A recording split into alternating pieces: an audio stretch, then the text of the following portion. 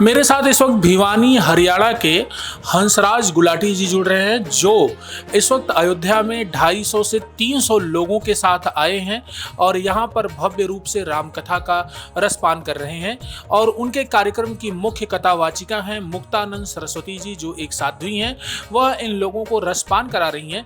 हम जुड़ेंगे हंसराज गुलाटी जी से और जानेंगे उनके कार्यक्रम को और कैसे उन्होंने अयोध्या में कथा सुनने का मन बनाया, क्या है उनका पूरा प्रयोजन, समझते हैं।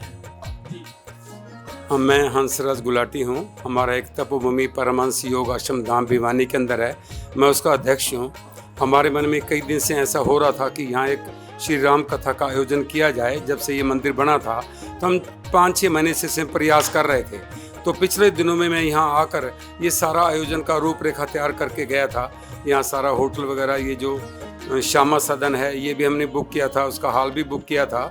और उसके अंदर हमने लोगों को जैसे मैसेज दिया तो 250 से 300 लोग हमारे साथ जुड़ गए और वो सभी हमारे साथ कथा में आए हैं। वो इतने उनको एक हर्ष हो रहा है कि जो लोग पहली बार अयोध्या के अंदर आए हैं और श्री राम मंदिर बनने के बाद, भगवान राम का मंदिर बनने के बाद उनको ये पहली बार देखने का मौका मिल रहा है। उनके अंदर उल्लास का कोई अंत ही नहीं है। बहुत ही अनंत उल्लास उनके अंदर हो रहा है। हमने आज शाम को कलश यात्रा का आयोजन भी रखा। हम कलश यहाँ से सरयू नदी से भर के यहाँ लाए थे। अभी सुंदरकांड का पाठ भी चल रहा है और कल से सुबह 10 बजे से लेकर 1 बजे तक कथा लगातार रहेगी। भंडारे का आयोजन भी यहाँ लगातार चल रहा है। और हम जो ये लोग हमारे साथ आए हैं, हम कोशिश कर रहे हैं कि उनको अयोध्या के बारे में पूरा बताया जाए और एक एक साइड का उनको दिखाया जाए। भाई अयोध्या में ऐसे लल्ला भगवान पहले रहते थे और अब ऐसे इनकी स्थापना हुई है और ऐसे इनका भव्य मंदिर बना है। और ये मंदिर सिर्फ अयोध्या में नहीं, सिर्फ एक भारत में नहीं, ये एक इंटरनेशनल मंदिर है, जो कि मेरे ख्याल में यहाँ से काफ़ी देशों से लोग यहाँ इसको देखने आते हैं।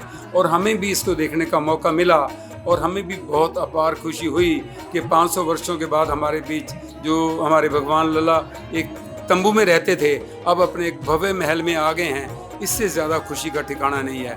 और इसका सारा श्रेय हमारी जो श्री नरेंद्र मोदी जी हैं, वो उनको जाता है और इस भारतीय जनता पार्टी को जाता है, जिन्होंने इस केस को अच्छे तरीके से सुप्रीम कोर्ट में देखकर और उसमें जीत लेकर इस मंदिर का आयोजन किया।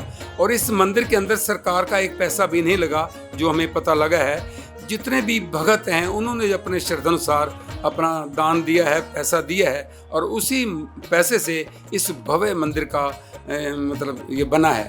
तो बहुत खुशी की बात है। और हमारी जो साधी बहन ये कथा कर रही हैं, ये 30 साल से लगभग कथा कर रही हैं और ये बाल ब्रह्मचारी हैं। मैं लगातार जब भी कथा होती है मेरे को वहाँ जाने का मौका मिलता है और बहुत अच्छा लगता है। और जो भी एक बार इनसे जुड़ जाता है ना, उसको दोबारा कहीं जाने की ज़रूरत नहीं होती, वो उनसे सदा के लिए जुड़ जाता है। तो मुझे भी बड़ी अपार खुशी हो रही है। आज हम अयोध्या नगरी के अंदर, अयोध्या धाम के अंदर, एक भगवान के घर के अंदर एक कथा का आयोजन करके और उस कथा को सभी लोग रसपान कर रहे हैं, उसका आनंद ले रहे हैं। और हम ये भी चाहते हैं कि भविष्य के अंदर जितने भी हमारे तीर्थ स्थान हैं, पहले भी हम करवा चुके हैं। वैसे वृंदावन में हम 3 कथा करवाई हैं। 3 कथा हरिद्वार में हुई हैं, शुक्रताल में हुई है कथा। अभी पिछले दिनों हमारी कथा द्वारका में हुई थी, गुजरात में हुई थी। और हम कोशिश कर रहे हैं अब हमारी कथा चित्रकूट में, वाराणसी में और प्रयागराज में होने का प्रयास है। तो मैं चाहता हूँ भगवान का नाम ऐसे आगे बढ़ता रहे और जितना हमारे हो सकता है, हमारे से हो सकता है, उसकी सिफ्त, उसके बारे में जन जन को इसके बारे में पता लग जाए। आप सभी का धन्यवाद।